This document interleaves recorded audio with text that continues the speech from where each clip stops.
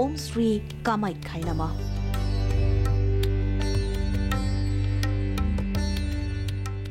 অম্বুবাচী মহাযুগত ভক্তি ৰসত নীলাচল ধাম।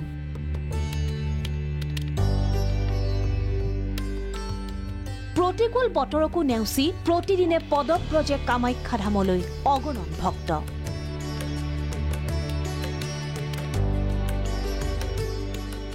বৰষুণৰ মাজতে নীলাচলত ধ্যানত নিমগ্ন সাধু সন্যাসী। শক্তিপীঠত চলি থকা অম্বুবাচী মহাযুগৰ প্ৰথম দ্বিতীয় দিনা ভক্তৰ ব্যাপক সমাগমৰ পাছত অম্বুবাচীৰ তৃতীয় দিনাও পুৱাৰ পৰা বিয়লি পৰ্যন্ত কামাখ্যালৈ ভক্তৰ জনস্ৰোত।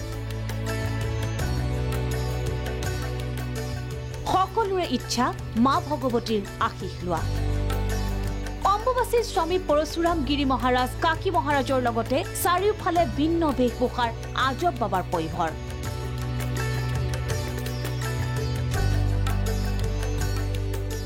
অম্বুবাচীলৈ অহা অসমৰ নাগা সাধু সন্যাসীৰ ব্যৱস্থাত কিছু অসন্তুষ্ট নগা বাবা। কালি বৰষুণ আহিছিলে, সাধাৰণতে মহাত্মাসকলে শুব পৰা নাই। দুদিন ধৰি মানে বৰষুণ আহিছে, এই ফাটা ত্ৰিপালবিলাক লাগি আছে। হয়তো চৰকাৰ প্ৰশাসন বা মন্দিৰ কমিটিয়ে কৰিছিলে, হয়তো তেওঁলোকৰ কৰ্মচাৰীসকলৰ মানে গাফিলতি হ'ব পাৰে। তাক ঠিকা দিছে, সেই ঠিকাদাৰসকল বা সেই কৰ্মচাৰীসকলে ভালকৈ নকৰিলে বা তেওঁলোকৰ মানে পৰ্যবেক্ষণ নকৰিলে, যাৰ ফলত দুদিন ধৰি সাধু সন্যাসীসকল শুব পৰা নাই। সাজ বহি ভালকৈ খাবৰ কাৰণে এটা জাগা নাই বা মল মূত্ৰ ত্যাগ কৰিবলৈ পৰ্যাপ্ত পৰিমাণৰ মানে লেট্ৰিন বাথৰুম নাই। কাৰণ যেতিয়া ৰাতিপুৱা আমি ব্ৰহ্ম মুহূৰ্তত আমি 3টা বজাত স্নান কৰোঁ, ব্ৰহ্ম স্নান বুলি কয়, ব্ৰহ্ম মুহূৰ্তৰ অমৃত স্নান। সেই অমৃত স্নানৰ সময়ত যেতিয়া আপোনাৰ এই 18-20 সাধু সন্যাসী 4টা লেট্ৰিন বাথৰুমত গৈ কোনে কেতিয়া স্নান কৰিব আৰু কেতিয়া তপ জপ কৰিব।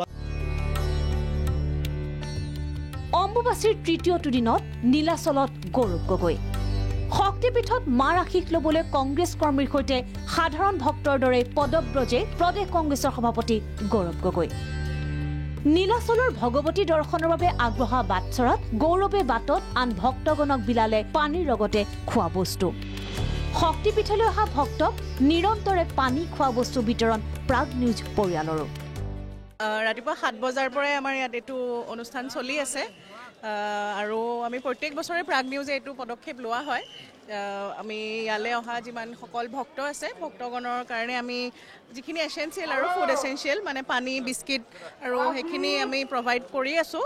আৰু তাৰ লগতে আমি ধৰক আপোনাৰ যিসকল ইয়ালৈ অহা টুৰিষ্ট বুলিয়ে ক'ব লাগিব, যিসকল প্ৰথমবাৰৰ বাবে আহিছে বা অসমৰ বাহিৰৰ পৰা আহিছে, আমি সেই সকলকো মানে সঠিকভাৱে গাইড কৰিবৰ কাৰণে আমি সেইটোও ব্যৱস্থা কৰি আছোঁ।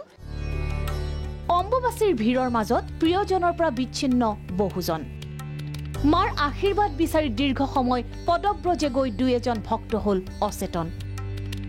অসুস্থ ভক্তক লগে লগে প্ৰাথমিক চিকিৎসা প্ৰদান স্বাস্থ্যকৰ্মীৰ।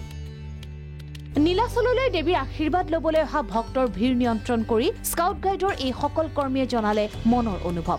বেছিকৈ ভিৰ হৈছে, বহুত বেছিকৈ। আমি ট্ৰাই কৰি আছোঁ, আমাৰ পৰা পাৰা নাই, বেছিকৈ মানুহ আহিছে, জাষ্ট ট্ৰাই কৰি আছোঁ আমি। মানিছে কেতিয়াবা কেতিয়াবা খঙো কৰি আছে। নীলাচলৰ বুকুত অম্বুবাচী মহাযুগৰ নিশা ড্ৰোন কেমেৰাত বন্দী হোৱা এয়াই হৈছে অপূৰ্ব পৰিৱেশ। ইয়াৰ মাজতে এগৰাকী কিন্নৰ মাতাই বিৱৰিছে অম্বুবাচীত মা কামাখ্যাৰ শক্তি বৃদ্ধিৰ প্ৰসংগ। आंचल में माँ के चरणों में माँ की आराधना करे, पाठ पूजा करे और माँ का इतना एनर्जी ले जाए, इतनी शक्ति ले जाए कि जीवन भर तुम्हें कभी तुम्हारे आंखों में आंसू ना आए। हम लोग जिस जननी से पैदा होते हैं उसी जननी की पूजा करने हम यहाँ पर आते हैं।